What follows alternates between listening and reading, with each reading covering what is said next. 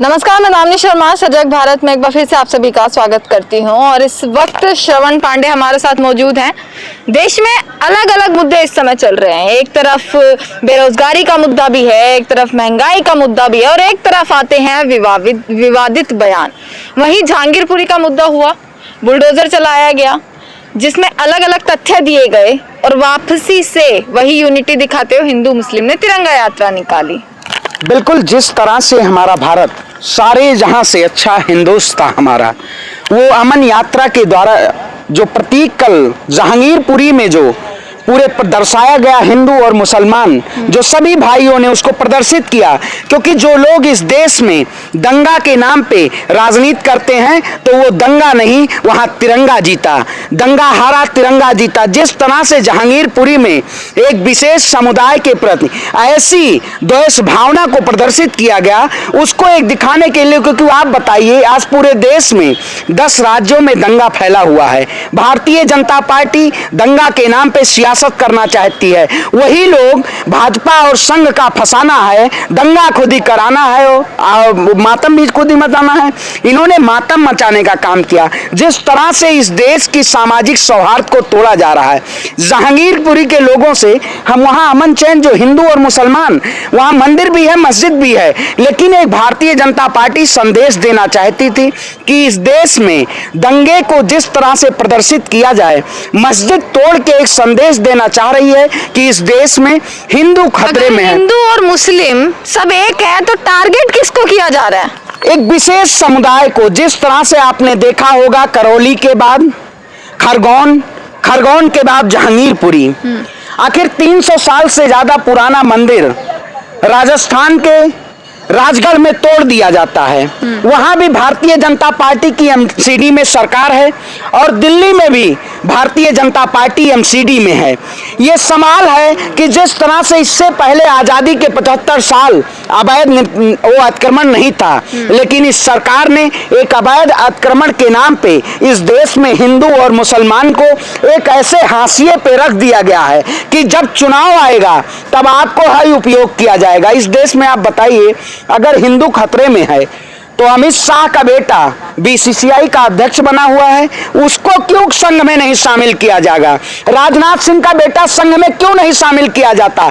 ये राजनेताओं के बेटे सत्ता में बैठेंगे और देश के गरीब बच्चों को पत्थर देके, तलवारें देके और एक ऐसे षड्यंत्र में उनको फंसा के और उनके ऊपर पत्थर चलवाए। आप तो अयोध्या के हिंदू हैं, आप क्यों भाजपा का विरोध कर रहे हैं? अयोध्या के विकास में क्या कमी रह गई? आप बताइए, जो राम राज्य की कल्पना करते थे, राम के नाम पे यही भारतीय जनता पार्टी चंदा चोरी करने का काम किया। चंदा चोर पार्टी, राम के नाम पे यही भारतीय जनता पार्टी लोगों के आपस में लड़ाने का काम किया। आप माइक लेके यहाँ आए, आपसे मैं पूछा कि आप कौन से धर्म से हैं? नहीं पूछा। लेकिन इस देश में एक ऐसे पत्रकार, कुछ ऐसे पत्रकार आ गए हैं जो देश की पत्रकारिता को, स्तंभ को शर्मसार कर रहे हैं। नौटंकी दिखाया जा रहा है, नौटंकी की जा रही है कि यूक्रेन में युद्ध चल रहा है और देश में नींबू महंगा है।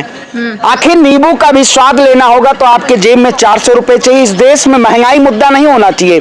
सरकार महंगाई के बात नहीं करेगी, पत्रकार जो हैं वो भी महंगाई पे बात नहीं करना चाहते हैं। आपने किसी से महंगाई पे सवाल पूछा? आपने तिरंगा जो यात्रा जहांगीरपुरी में निकली उसकी खबर दिखाई? आपने नहीं दिखाई। इस देश की जनता जो प्यार चाहती है, जो अमन चाहती है, उसको इस देश के पत्रकार नहीं दिखाना चाहते हैं। आपने किसान आंदोलन में देखा कि इसी तरह से सरकार ने किस तरह खालिस्तानी, पाकिस्तानी, उसी तरीके से देश में हिंदू और मुसलमान के नाम पे। मैडम, मैं कहता हूं कि अगर देश का हिंदू खतरे में उन्हीं का है जिनका भगवान मोदी है। हमारे भगवान मर्यादा पुरुषोत्तम श्री राम है, हमारे भगवान श्री कृष्ण है, हमारे आराध्य ब्रह्मा विष्णु महेश है। लेकिन ये भगवा के नाम पे जो लोग इस देश को तोड़ने का काम कर रहे हैं, उनके आराध्य भारतीय जनता पार्टी हो सकती है। इस देश में अमन और चैन। आज भी एक खबर आई थी, नाम मैं उनका लूंगी नहीं, उन्होंने ये कहा कि रावण अच्छा इंसान था और जो सीता का अपहरण हुआ वो राम जी की एक साजिश थी। जिस तरह से भगवान जब वन को गए, मर्यादा पुरुषोत्तम श्री राम, जब उन्होंने वन का 14 वर्ष का वनवास मिला, उन्होंने सारे राजपाट को छोड़ के वन की तरफ उन्होंने पहुंचे, वो अपनी रक्षा के लिए। जो सरकार कहती है भारतीय जनता पार्टी बेटी बचाओ बेटी पढ़ाओ, उसी सरकार के शासनकाल में बेटियों के प्रति लोग ऐसे शब्दावली का प्रयोग करते हैं कि इस देश की जनता को गुमराह करने का काम करते हैं। रावण हमारे कुल से कहा, मैं कहता हूं मैं ब्राह्मण परिवार से आता हूं। ब्राह्मण भूखा तो सुदामा जी हमारे भूखे भिक्षा मांग के उन्होंने खाने का काम किया, लेकिन वो किसी मस्जिद पे भगवा झंडा नहीं फहराने गए। अगर भगवान परशुराम हमारे फरसा लेके, लेकिन अन्याय और दुराचार के खिलाफ उन्होंने फरसा चलाने का काम किया, वो किसी शोभा यात्रा में वो झंडा लेके और तलवार लेके किसी शोभा यात्रा में नहीं गए। रावण अहंकारी था, उसके अहंकार को तोड़ा, क्योंकि उन्होंने माता सीता का हरण जो उन्होंने किया था ना, कल और छल और हिरण बन के वो माता सीता का हरण किए थे, तो वो अन्यायी था, दुराचारी था, अहंकारी था। हम रावण के अहंकार, ये वही लोग जिस तरह से राम को नहीं मानते हैं, रावण के नाम पे तांडव करने का काम करते हैं। अब वही कहेंगे जो तानाशाही की सरकार है, ये सिर्फ राम और रहीम के नाम पे लड़ाना चाहती है, ये केवल इस देश में धार्मिक उन्माद फैलाना चाहती है। वो राम आराध्य हैं। उन्होंने कहा था कि रघुकुल रीत सदा चली जाई, प्राण जाए पर मचन न जाई। जब उन्होंने लंका विजय प्राप्त की थी, मां सीता के साथ जब वापस अयोध्या आए थे, तो उन्होंने एक यज्ञ का, बहुत से राम राज्यों ने उन्होंने कहा कि आप यज्ञ की वो तैयारी कीजिए सीता माता को शुद्ध करने के लिए।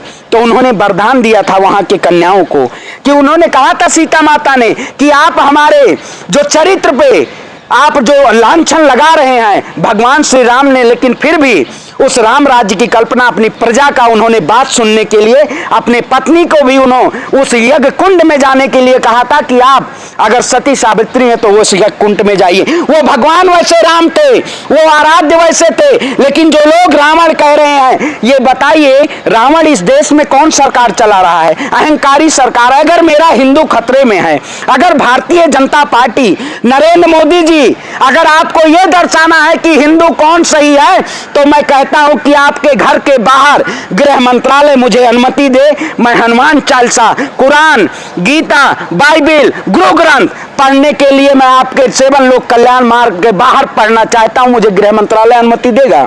आप बताइए, इस देश में हनुमान चालीसा पढ़ के लोग क्या प्रदर्शित करना चाहते हैं? साक्षी महाराज जी कहते हैं कि आप अपने घर में बोतल रखिए, अपने घर में तलवारें रखिए। आखिर ये हमारे बच्चों को, हमारे हिंदू धर्म को किस तरह बदनाम कर रहे हैं? ये क्या दर्शाना चाहते हैं इस देश के हिंदुओं को अंतरराष्ट्रीय लेवल